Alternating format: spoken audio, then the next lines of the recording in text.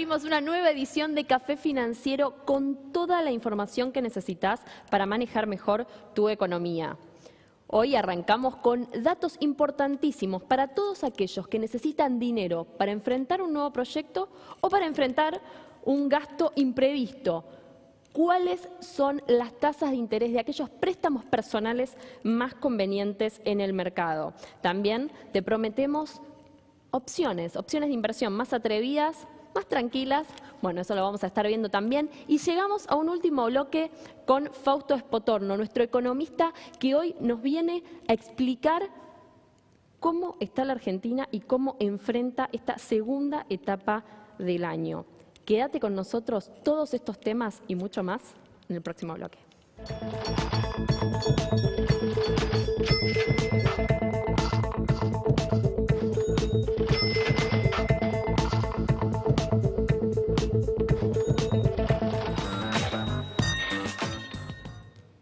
Ya estoy en la mesa de Café Financiero que preside Alejandro Lisca y hoy lo estoy reemplazando porque se está tomando unos días de descanso que se los tiene muy merecidos. Como siempre me acompaña a mi derecha Santiago Chilala. ¿Cómo estás? Hola Yami, ¿cómo estás? ¿Cómo están ustedes? Muy bien. Y a la izquierda, Diego Martínez Bursaco para hablar del mercado de capitales y cómo cierra esta semana. ¿Qué tal, Yami? ¿Cómo estamos, Bien, Muy bien. Todas las opciones los saludamos y arrancamos porque hay una novedad vinculada a créditos nuevamente y en esta oportunidad tiene que ver con las pymes. 10, 15 años, pesos, dólares. ¿Cómo es esto, Santiago?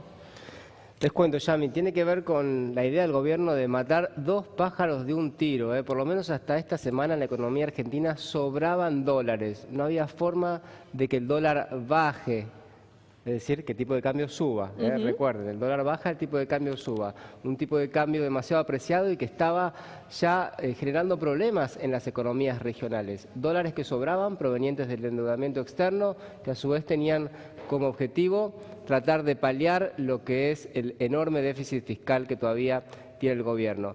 Decía, este es un objetivo, sobran dólares. ¿Otro objetivo cuál es? Finalmente hacer que la economía empiece a marchar. El consumo todavía no repunta, datos muy leves de actividad económica, 0,7, 0,8%, pero todavía no podemos decir que la economía esté en pleno crecimiento. Entonces, ¿qué es lo que ha hecho el gobierno? Apostar a las pymes, que son las grandes generadoras de empleo. ¿Con qué? Con créditos subsidiados, créditos baratos a tasas muy convenientes, casi te diría tasas internacionales, un 2,5% tasas en dólares, una nueva línea de créditos que te decía lanzó este gobierno justamente para trasladar esos dólares que están sobrando hacia las pequeñas y medianas empresas y al mismo tiempo generar un repunte de actividad económica. Ahora, ¿cómo se asocia estos créditos a la verdadera posibilidad de generar empleo? Estoy hablando de la sostenibilidad de ese dinero invertido. Claro, siempre es un poco el kit de la cuestión, ¿no? En Argentina tenemos una enorme tradición de créditos baratos y de líneas de crédito de alguna manera promocionadas por el gobierno y que después, en vez de ir a inversión productiva y a empleo, terminan yendo a countries en zona norte de Buenos Aires o inclusive a fuga de capitales. Los empresarios argentinos para esto tenemos mucha tradición. Así que lo que importa aquí es la implementación. Es una idea buena acercar el crédito al financiamiento de la empresa. La economía capitalista funciona a través del crédito. Son las pymes las que efectivamente crean más empleo. Lo que hay que hacer es que ese dinero que se toma, esas nuevas líneas de crédito, efectivamente se traduzcan en inversión, en capital real de trabajo, y para esto tienen un rol muy importante los bancos, las nuevas tecnologías, en ir siguiendo cómo va evolucionando esa toma de crédito. Así es, eso esperamos. Y hablando de dinero y hablando de dónde invertirlo, pensamos en Diego, que nos va a contar. Voy a arrancar como Alejandro, con lo más atrevido en este momento que se te ocurre para colocar ese que puede ser unos miles o unos cuantos miles. Sí, Yami, bueno, son momentos un poco álgidos en los mercados, sobre todo teniendo en cuenta la noticia importante que hubo esta semana de que no fuimos reclasificados como mercados emergentes, y eso abrió oportunidades, ¿sí? Porque hubo un volumen récord de operaciones en la bolsa, a la baja, ¿sí? Con algunas cotizaciones muy fuerte a la baja. Y justamente para los osados quizás es un buen momento para lo que denominamos el trading, ¿sí? Quizás medir justo el punto de ingreso, comprar barato y tratar de vender más caro unas semanas después. Para aquellos que quieren correr riesgo, pero no en el corto plazo, sino con una visión más de mediano plazo, creo que hay empresas que están atractivas, ¿sí?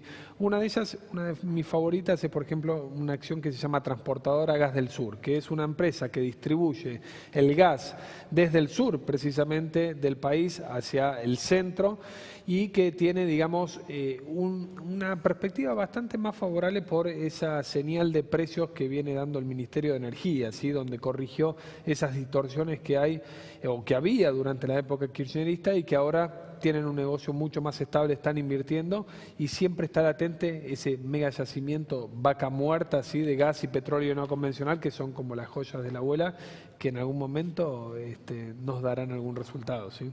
Entonces vos irías por ese lado.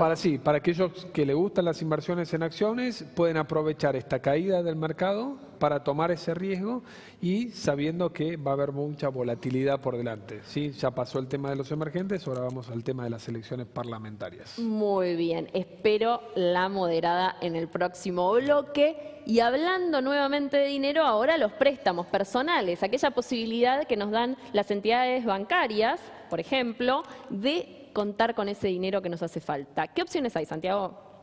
Así es, a tener en cuenta porque hay mucha disparidad entre los bancos que elegimos, aquellos que se quieran dar un gusto, pedir un préstamo personal. Todavía hay que decirlo, las tasas de interés en la economía argentina siguen siendo bastante elevadas, pero bueno, aquellos que tienen que recurrir a un préstamo personal, con más razón tienen que prestar atención a tanta dispersión que hay en el costo de financiamiento según cada banco. Veamos, en pantalla lo que tenemos son las cuotas más bajas.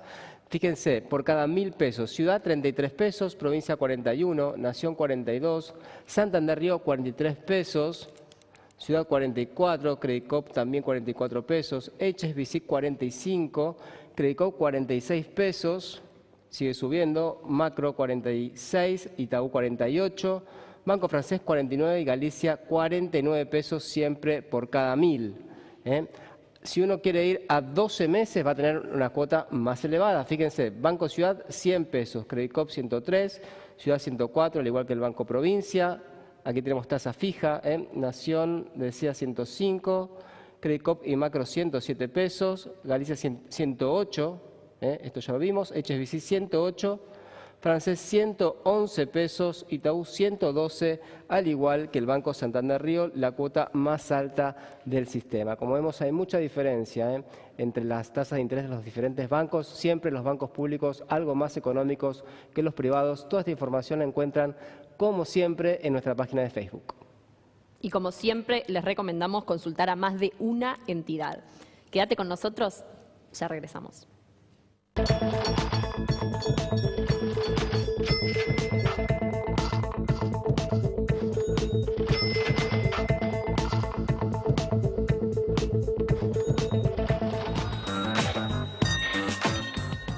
Y tengo el placer de presentar a mi sección favorita, el consultorio de seguros, junto a la productora, a la impecable Patricia Canatelli. ¿Cómo te va? ¿Qué decís, Yami? Buenos días, buenas tardes. ¿Cómo andás? Muy bien, muy contenta de que estés acá. Ya arrancamos con las preguntas de aquellos que nos consultaron. Pero antes, un tip. Así es, mientras vemos información de entidades financieras en pantalla, les cuento que el gobierno oficializó la prórroga para la presentación de declaraciones juradas, tanto de bienes personales como de ganancias. Esto es para darle más tiempo a aquellos que entraron al blanqueo, al sinceramiento fiscal, a que pongan sus papeles en orden y presenten, en este caso, antes del fin de julio, unas declaraciones ordenadas ya con su nueva situación fiscal. Así que un mes más entonces para presentar declaraciones juradas. Muy bien, empezamos con Alicia. Ella nos preguntó, Patricia, la chocaron de atrás en una calle, llamó a la policía porque las dos partes no acordaban. El hombre dijo que estaba apurado y se fue, pero ella pudo sacarle fotos a la patente. La policía le dio un informe con lo sucedido y le aclaró que la culpa era del otro por no respetar la distancia. Ella se atendió en un hospital por un golpe en el cuello y llevó el auto al taller. Mandó a la aseguradora los papeles correspondientes. Sin embargo, el hombre que la chocó había presentado un parte aduciendo que ella había invadido su carril. Por estas diferencias, la aseguradora solo le cubriría su tratamiento y no el del arreglo del auto. ¿Quiere saber cómo se debe proceder para que la aseguradora se haga responsable de cubrirles los arreglos del auto y, si es posible, que le digan no de un momento a otro y sin previo aviso? ¿Cómo es esto, Patricia? La realidad es que normalmente cuando el choque es de atrás, quien debe pagar por el arreglo es el que choca porque no ha guardado la distancia necesaria como para evitar el choque. Desde el momento en que la aseguradora acepta las lesiones, quiere decir que está aceptando la culpabilidad de su asegurado. En algunos casos se puede llegar a pensar si realmente esta señora cambió o no de carril, que pueda haber una culpa concurrente, que es cuando los dos tienen parte de la culpa. Pero la culpa concurrente es en todo, tanto en lesiones como en el auto. No es que yo te pago las lesiones pero no el auto. Hay un porcentaje de culpa de cada uno y el asegurador deberá asumir el porcentaje en las lesiones y el porcentaje en el vehículo. Si está asumiendo las lesiones, quiere decir que de alguna manera el asegurador entiende que su asegurado es el culpable. Así como indemniza ante las lesiones, debe indemnizar ante los daños ocurridos al vehículo de Alicia. En caso, yo empezaría por presentarme a lo que se conoce con el nombre de SAA, Servicio de Atención y Asistencia al Asegurado, que tiene cada uno de de las compañías aseguradoras. Intentaría empezar por ahí, a ver si se puede hacer algo como para que el propio asegurador revea su situación. Y en caso de no, buscaría una mediación. Bien. Debería salir rápidamente. Ok, importantísimo para Alicia entonces. Vamos con Ezequiel. La semana pasada se le cayó el celular en el inodoro. Luego de unos días dejó de funcionar. Como tiene una póliza todo riesgo accidental, se comunicó con la compañía. Le dijeron que como consistía en derrame de líquidos no le cubrirían el arreglo. Quiere saber cómo debe hacer para demostrar en este caso a la compañía que no derramó el líquido, sino que fue un accidente, y qué vía legal debería seguir en caso de que insistan en no querer cubrirle el arreglo. En realidad, en este caso, las coberturas de celulares son coberturas técnicas, seguros técnicos, son coberturas complejas. Entre ellos no es esto, ni derrame ni que se le cayó en el inodoro. Generalmente es exclusión de póliza la humedad y las mojaduras de estos bienes. Entonces no es que yo tengo que demostrar que se me cayó en el inodoro y no se derramó líquido. La realidad es que el bien mojado, el bien que se moja, ya sea porque se le cayó en el inodoro, ya sea porque se le derramó líquido, generalmente es una exclusión de póliza. Siempre el agua hay que agarrar bien el contrato y leerlo. Claro. En estas coberturas de celulares de todo riesgo, las coberturas en el tema de daños por accidente están más relacionadas por el accidente ocurrido ante que le quieran robar y él se cayó al piso, este tipo de situaciones. No humedad y moho y este tipo de cosas que puedan ocurrir también a estos bienes. Bien, muchísimas gracias, Patricia. Como Gracias siempre, a vos. clarísima la información. Y vamos con una situación de una compañía de seguros y una información adicional. Mientras vemos en pantalla información sobre la compañía de seguros, te contamos que si tenés un local, ahora lo puedes habilitar de manera online en la ciudad de Buenos Aires. Porque con el objetivo de evitar colas y demoras, la ciudad lanzó un nuevo sistema en el que se puede cargar toda la información, toda la documentación requerida de manera virtual. Atención, que no es para todos los locales, es para aquellos que no pertenezcan a rubros de baja criticidad, con superficies menores a 500 metros y además para los que no estén en zonas restringidas, como pueden ser shoppings o el subte, por ejemplo, que requieren de planos más complejos. Lo cierto es que una vez hecho el requerimiento, en 1 o 2 días van a recibir un código QR con el cual pueden empezar a realizar la actividad de manera normal. Un trámite que se tenía que hacer de forma presencial y que tardaba entre 1 y 2 semanas, ahora se puede hacer por internet con una espera, una demora de 1 o 2 días. Veremos entonces cómo resultan estos tiempos. Ahora sí, no te muevas porque queda el tercer bloque y la entrevista a Fausto Espotorno.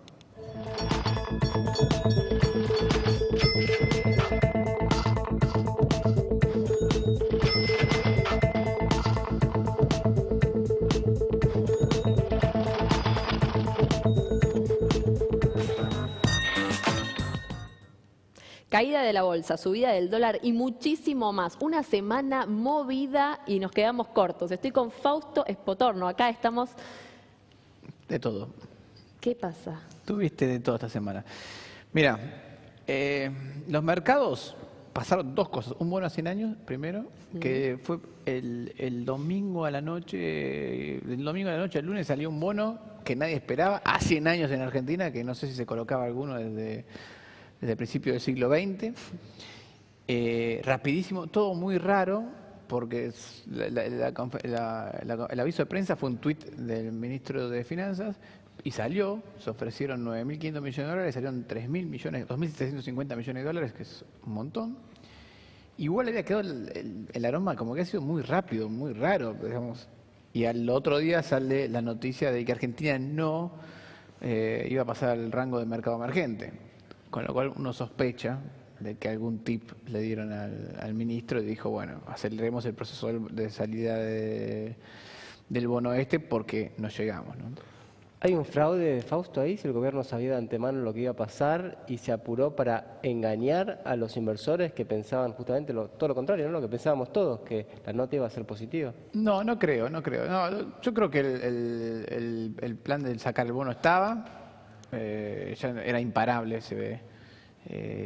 Pero si se enteró el ministro, vaya a saber cómo se enteró o qué pasó. Ahora, si no cambiaba la calificación, si no cambiaba, ¿qué hubiera pasado? No, si no cambiaba, si cambiaba, porque no, en realidad Claro. lo que pasa es que no cambió.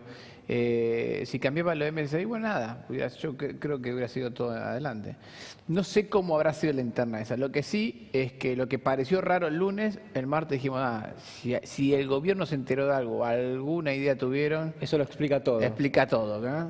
Ahora, si hubo alguna relación, no lo sabemos. Sabemos eso, ¿no? Y más allá, digamos, de la información o si hubo algún tipo de filtración en el medio antes de la emisión, ¿qué te parecieron las condiciones? Porque a pesar de lo que ocurrió después, el 7,9, casi un 8%, fue bastante criticado, ¿no? En tasas internacionales que están muy bajas, con la idea de que el gobierno iba a continuar bajando esa tasa de interés, 8% a 100 años es un montón de plata.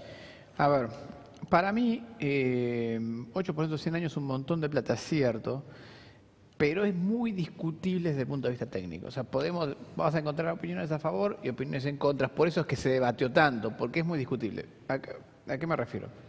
Colocar un bono a 100 años, que en realidad no es a 100 años, si uno mira la duration, el promedio de vida del bono es de 13 años realmente. Es lo mismo que colocar dos bonos, uno a 6 años y otro a 6 años posteriormente. O sea, cuando venza, volver a colocar uno. Es lo mismo dividir un bono largo en dos bonos cortos. Y acá viene la duda. Si vos pensás que la deuda se va a renovar a una tasa más alta, por ahí te conviene hacerlo más largo, ¿no? Y si vos pensás que no se va a renovar a una tasa más alta, que estas tasas van a seguir por un tiempo, bueno, por ahí no te conviene. Entonces, ahí es donde se arma la discusión. Vamos a poner dos historias. Suponete que el bono que en promedio dura 13 años, lo pudiera reemplazar por dos bonos de 6 años y medio, ¿no? Ahora vos decís, mira, yo pienso que en 6 años y medio, cuando tengamos que renovar este bono de 6 años y medio hipotético, la tasa va a estar mucho más alta. ¿Por qué? Y bueno, porque estas tasas internacionales en 0 o 1 no se van a mantener. A largo plazo, si ves un periodo de largo plazo, las tasas han sido más altas históricamente en el mundo. Entonces, yo creo que hay que aprovechar la oportunidad y colocarlo ahora. Es una opción. La otra opción es decir, no, yo creo que estas tasas se van a mantener así, Argentina va a hacer todas las cosas bien, va a mejorar, el spread entre Argentina y el resto del mundo va a bajar y por lo tanto en 6 años y medio vamos a tener unas tasas mucho más bajas. Entonces no te conviene. Pero es discutible ese punto, ¿no? ¿Qué mensaje le da a la sociedad un bono a 100 años? Yo creo que más que a la sociedad le da un mensaje al mercado. Ese es Sí, pero a ver, porque la conversación empieza tasas de interés, años y un montón de cuestiones que de repente el ciudadano común dice, ¿y esto cómo me impacta en mi economía? Es un punto. Es cierto, a la sociedad le impacta, yo no sé si le impacta bien, porque vos, desde el punto de vista casi hasta político, si bueno, endeudaste a Argentina por 100 años, es duro decirlo de esa manera. Ahora, desde el punto de vista de los mercados es al revés, porque el mercado dice, mira, Argentina puede colocar deuda a 100 años. Antes era cosa de Japón nada más, y ahora lo puede colocar Argentina. Por eso mi pregunta antes era si hubiéramos tenido la expectativa contraria, pensábamos, no, sí, va a ocurrir el cambio de calificación. Si hubiéramos pensado que no pasaba. Ah, y bueno. Si todo el mundo no hubiera descontado que Argentina cambiaba a país emergente, no hubiera pasado, ¿no? Ahora, en parte, si uno lee bien el comunicado que dio MSCI, parece que yo diría que este gobierno se metió en parte en este problema solito, ¿no? Por tratar de hacer política y economía al mismo tiempo. Si uno mira lo que ha hecho el gobierno este año, nada. Estuvo surfeando la nada, porque el año pasado en 6 meses había resuelto los default, el cepo, que eran los grandes problemas de la economía argentina, y ahora en 6 meses no pasó nada. Y el mercado y toda la economía, los economistas en general, estábamos pidiendo al Estado un plan de ajuste fiscal. Sí, se anunció una reforma impositiva que no llegó. Una reforma impositiva que no llegó, un plan de ajuste fiscal que no llegó, es todo un programa fiscal, se anunció, vamos a bajar 1 punto por año el déficit, y no pasó de eso.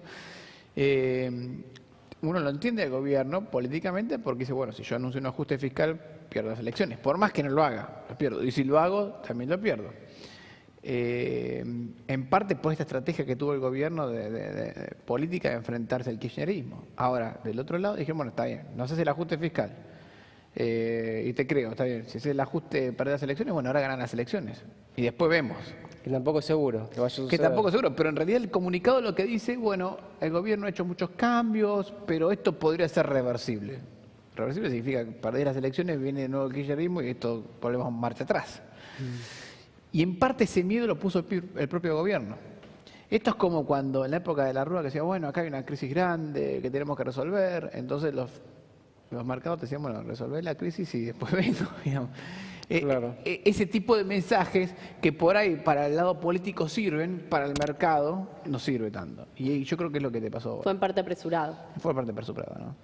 Y el dólar comenzó a reaccionar, como vos decías, después de meses de no pasaba nada, pero esto es, por otro lado, un alivio al gobierno. Sí. No había manera de que el dólar suba y parece que tanto lo que ocurre en Brasil como con Trump, etcétera, las noticias externas, aunque esto tiene también algo que ver, pero por supuesto la imagen que la Argentina presenta en el exterior con inversores extranjeros, lo ayudan a hacer lo que era impensado, que el dólar suba. Es cierto, y hay un punto, hay dos lecciones que sacamos de esto del dólar. En un modelo como el que tenemos hoy, que es inflation targeting, o sea que el objetivo del Banco Central es la inflación y el dólar es un sistema secundario, el dólar no se mueve linealmente, no es una cosa que sube todos los días un centavo. En un mercado así, el dólar se mueve a saltos. Y se mueve de asalto buscando la noticia que le impacte.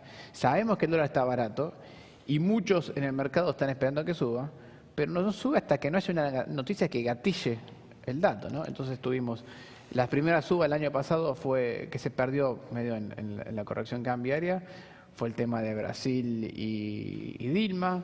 Después tuvimos el Brexit, que también generó otra suba del tipo de cambio. Otro escalón más fue Trump, cuando ganó las elecciones a fin de año pasado. Ahora tuvimos esta noticia del MSCI y Brasil antes. Y así es como va saltando el dólar, ¿no? Y así como vamos saltando nosotros. Y estamos atentos desde ya a las novedades económicas, a todas las noticias que vamos siguiendo y que van conformando nuestra realidad. Muchísimas gracias, Fausto, una vez más por estar con nosotros. De nada, gracias por la invitación.